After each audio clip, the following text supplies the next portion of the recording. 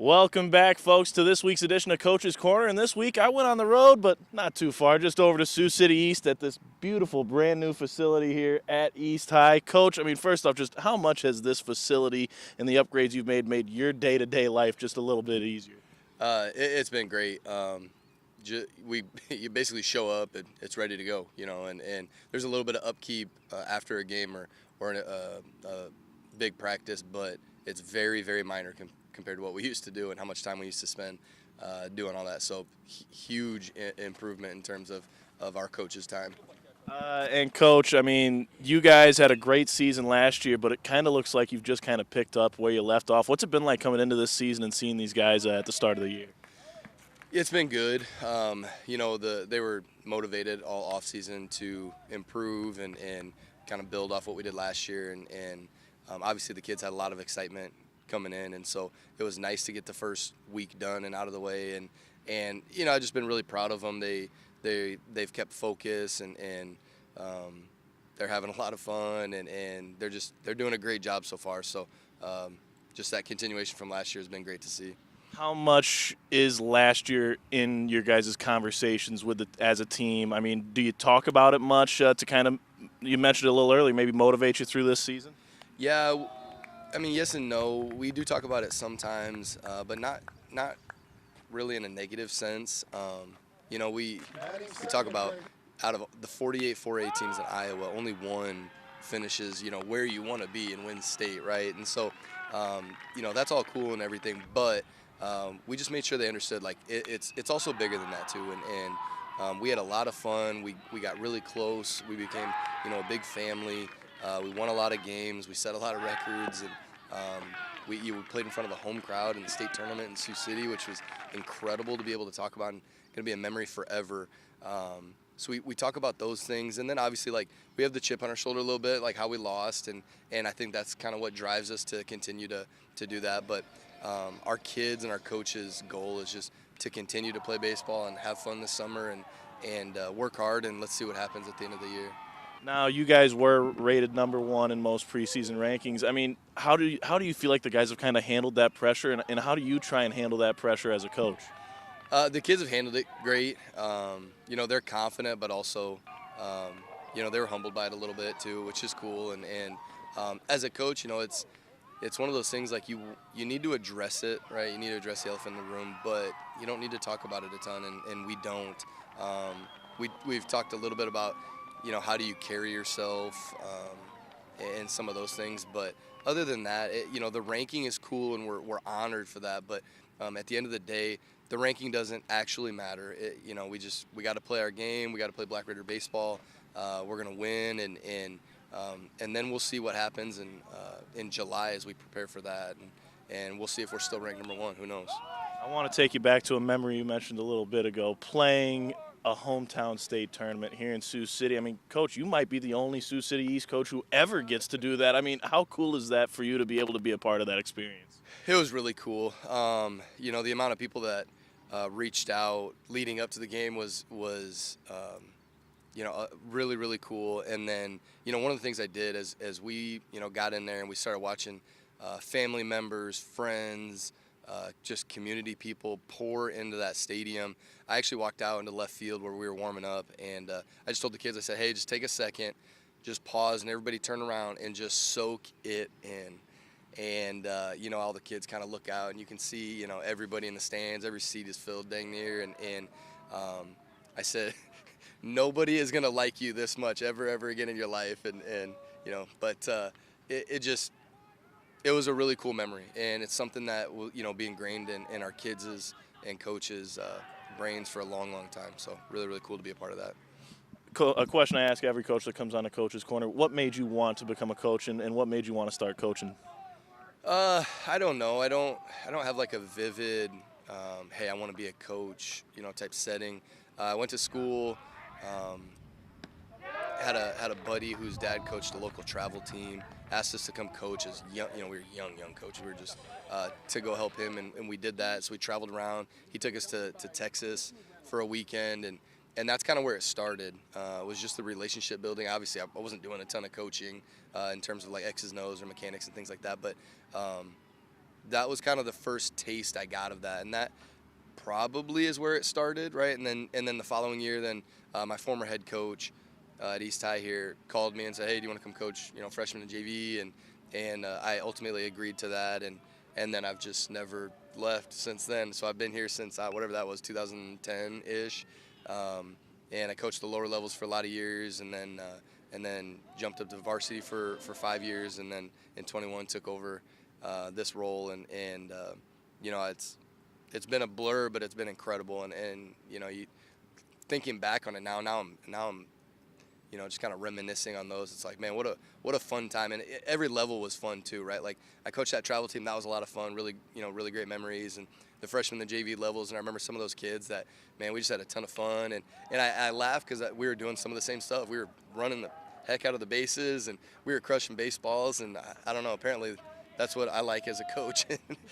Now that's what we're doing here at East High at the varsity level. Who are some of your biggest influences as a coach, if you have any? Are there any coaches you kind of try and take a little something from? Yeah, so I played at Morningside, and one of the coaches for 2 of my years there was Brian Drent. He won a state title at Sioux City North. Actually, when I was playing, he was coaching at North, and so they were a big rival of ours.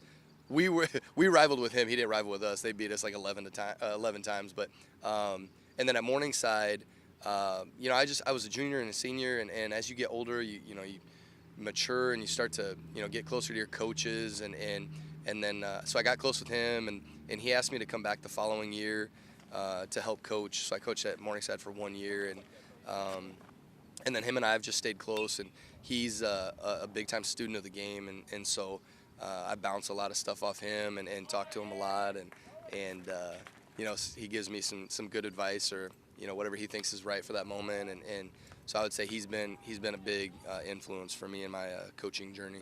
Correct me. Is that the same Coach Drent who's currently the boys' head coach here at East? Yep, it is. So he left Morningside, came here, coached girls basketball, and then now just recently took over the boys' basketball job. But our athletic programs here right now are really, really ingrained, with each other in terms of like weightlifting and workouts and things like that. And so, especially on the boys' side, all the coaches work together all the time, and Mike Winkelplex in that category as well, and trying to work together just to grow, the athletics here at East High. But yep, same guy. Still, he comes poking around down here sometimes when he needs his fill for baseball, and he keeps up with us. He texts me a lot. He texted me after the Johnston win, and was really excited about that one too. So, yeah, same guy. Still loves baseball. He just happens to be coaching basketball right now.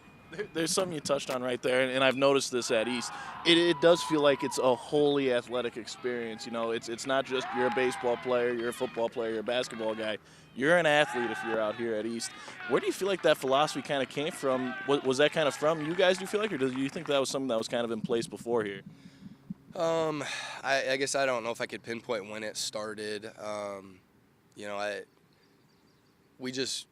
We came together as coaches, and we just said, hey, this is important to all of us, and everybody agreed, and we push, being a multi-sport athlete a lot, and especially in the summer we do workouts, and we don't divide into the baseball team and the football team and the basketball team and do specified workouts. We just all get jumbled in there together. We had over 100 athletes, male athletes, in the school just now for the first morning of weightlifting, and a lot of them are all multi-sport guys, and I think we set that standard, and we just say, hey guys, here's the expectation, here's what we're going to do, we got to execute, and we show the kids that it's important to us because we are all at everything as well. And I think that's another important thing to highlight is our coaches of a certain sport, they go to all the games of the other sports as well. Like, for example, Mike Winkelplay, he's at every single baseball game.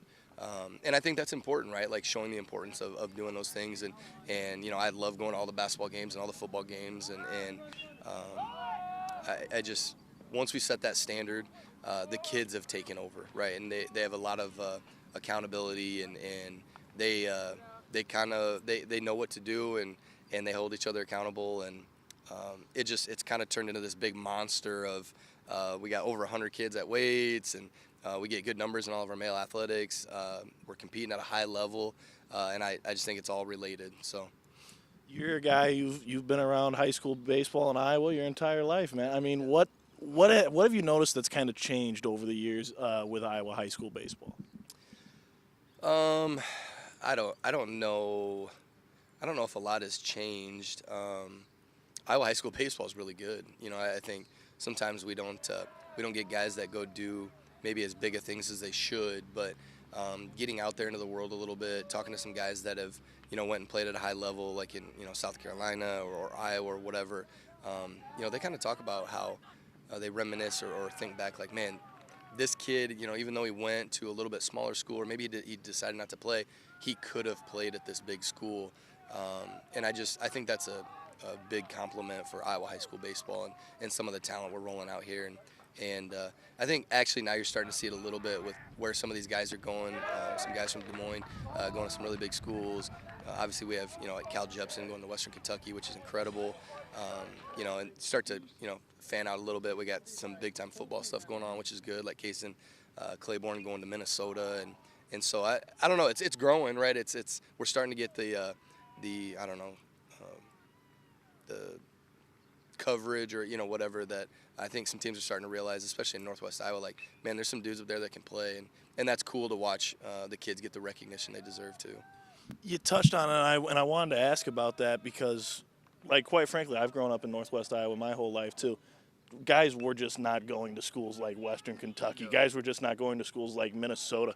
What is it you think? That is it just that people are finally kind of starting to notice the talent out here?